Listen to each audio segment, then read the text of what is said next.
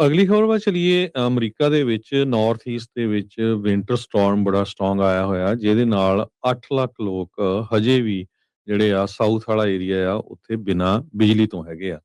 ਕਈ ਜਗ੍ਹਾ ਦੇ ਉੱਤੇ ਤਾਂ 2-2 ਫੁੱਟ ਜਿਹੜੀ ਸਨੋ ਪਈ ਹੈਗੀ ਆ।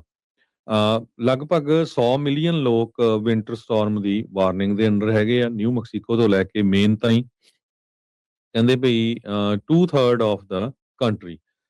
ਤੇ ਇਸ ਸਟਾਰਮ ਦੇ ਨਾਲ ਟੈਂਪਰੇਚਰ ਕਈ ਏਰੀਏ ਦੇ ਵਿੱਚ -20 ਡਿਗਰੀ ਤੱਕ ਵੀ ਪਹੁੰਚ ਚੁੱਕਾ ਹੈਗਾ। ਹੁਣ ਤੱਕ 11,000 ਯੂਐਸ ਦੀਆਂ ਜਿਹੜੀਆਂ ਫਲਾਈਟ ਸੀਗੀਆਂ ਸੰਡੇ ਨੂੰ, ਉਹ ਸੈਚਰਡੇ ਸੰਡੇ ਹੋਣੀਆਂ ਸੀਗੀਆਂ, ਉਹ ਕੈਂਸਲ ਹੋ ਚੁੱਕੀਆਂ ਤੇ ਅੱਜ ਵੀ ਸੋਮਵਾਰ ਨੂੰ ਵੀ 4,000 ਫਲਾਈਟਸ ਕੈਂਸਲ ਹੋ ਚੁੱਕੀਆਂ ਹੈਗੀਆਂ। flightaware.com ਦਾ ਜਿਹੜਾ ਵੈਬਸਾਈਟ ਆ ਉਹਦੇ ਮੁਤਾਬਕ ਇਹ ਦੱਸਿਆ ਗਿਆ ਹੈਗਾ।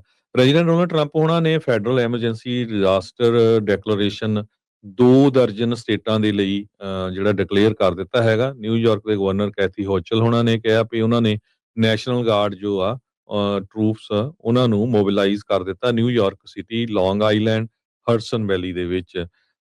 ਤੇ ਇੱਕ ਤਰ੍ਹਾਂ ਦੇ ਨਾਲ ਕਹਿੰਦੇ ਵੀ ਆਰਕਟਿਕ ਸੀਜ ਸਾਡੀਆਂ ਸਟੇਟਸ ਦੇ ਉੱਪਰ ਹੋ ਚੁੱਕਾ ਹੈਗਾ। ਜੋ ਹੋਚਲ ਆ ਉਹਨਾਂ ਨੇ ਦੱਸਿਆ ਵੀ ਬਰੂਟਲ ਆ, ਬੋਨ ਚਿਲਿੰਗ ਤੇ ਵੈਰੀ ਡੇਂਜਰਸ ਹੈਗਾ ਆ। ਸੋ ਇਹਦੀਆਂ ਜਿਹੜੀਆਂ ਫੋਟੋਆਂ ਵੀ ਆ ਰਹੀਆਂ, ਕਲੀਨ ਅਪ ਲੋਕ ਕਰ ਰਹੇ ਆ ਲੋਕਾਂ ਦੇ, ਪਰ ਸਾਰਾ ਕੁਝ ਆਪਾਂ ਸ਼ਟ ਡਾਊਨ ਹੀ ਕਹਿ ਸਕਦੇ ਹੈਗੇ ਆ ਇਹਨਾਂ ਸਟੇਟਾਂ ਦੇ ਵਿੱਚ। ਜੀ, ਬਿਲਕੁਲ।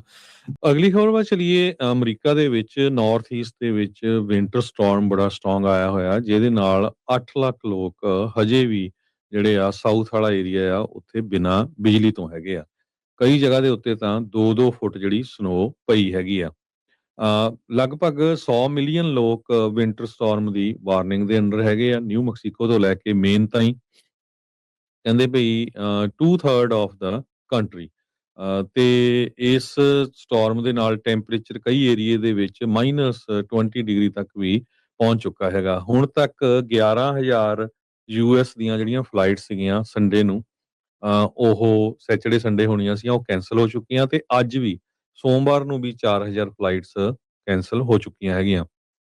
flightaware.com ਦਾ ਜਿਹੜਾ ਵੈਬਸਾਈਟ ਆ ਉਹਦੇ ਮੁਤਾਬਕ ਇਹ ਦੱਸਿਆ ਗਿਆ ਹੈਗਾ। ਪ੍ਰੈਜ਼ੀਡੈਂਟ ਡੋਨਲਡ ਟਰੰਪ ਉਹਨਾਂ ਨੇ ਫੈਡਰਲ ਐਮਰਜੈਂਸੀ ਡਿਜ਼ਾਸਟਰ ਡੈਕਲੇਰੇਸ਼ਨ 2 ਦਰਜਨ ਸਟੇਟਾਂ ਦੇ ਲਈ ਜਿਹੜਾ ਡਿਕਲੇਅਰ ਕਰ ਦਿੱਤਾ ਹੈਗਾ। ਨਿਊਯਾਰਕ ਦੇ ਗਵਰਨਰ ਕੈਥੀ ਹੋਚਲ ਉਹਨਾਂ ਨੇ ਕਿਹਾ ਵੀ ਉਹਨਾਂ ਨੇ ਨੈਸ਼ਨਲ ਗਾਰਡ ਜੋ ਆ ਟਰੂਪਸ ਉਹਨਾਂ ਨੂੰ ਮੋਬਿਲਾਈਜ਼ ਕਰ ਦਿੱਤਾ ਨਿਊਯਾਰਕ ਸਿਟੀ, ਲੌਂਗ ਆਈਲੈਂਡ, ਹਡਸਨ ਵੈਲੀ ਦੇ ਵਿੱਚ।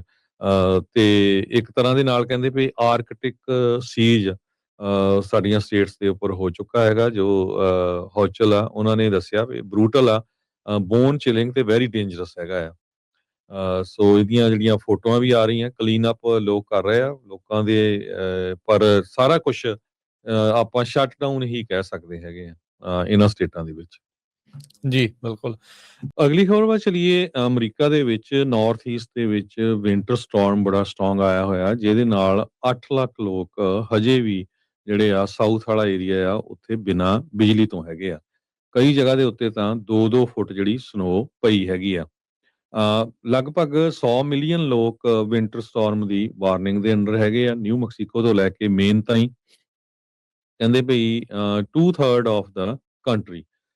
ਤੇ ਇਸ ਸਟਾਰਮ ਦੇ ਨਾਲ ਟੈਂਪਰੇਚਰ ਕਈ ਏਰੀਏ ਦੇ ਵਿੱਚ -20 ਡਿਗਰੀ ਤੱਕ ਵੀ ਪਹੁੰਚ ਚੁੱਕਾ ਹੈਗਾ। ਹੁਣ ਤੱਕ 11,000 ਯੂਐਸ ਦੀਆਂ ਜਿਹੜੀਆਂ ਫਲਾਈਟ ਸੀਗੀਆਂ ਸੰਡੇ ਨੂੰ, ਉਹ ਸੈਚਰਡੇ ਸੰਡੇ ਹੋਣੀਆਂ ਸੀਗੀਆਂ, ਉਹ ਕੈਂਸਲ ਹੋ ਚੁੱਕੀਆਂ ਤੇ ਅੱਜ ਵੀ ਸੋਮਵਾਰ ਨੂੰ ਵੀ 4,000 ਫਲਾਈਟਸ ਕੈਂਸਲ ਹੋ ਚੁੱਕੀਆਂ ਹੈਗੀਆਂ।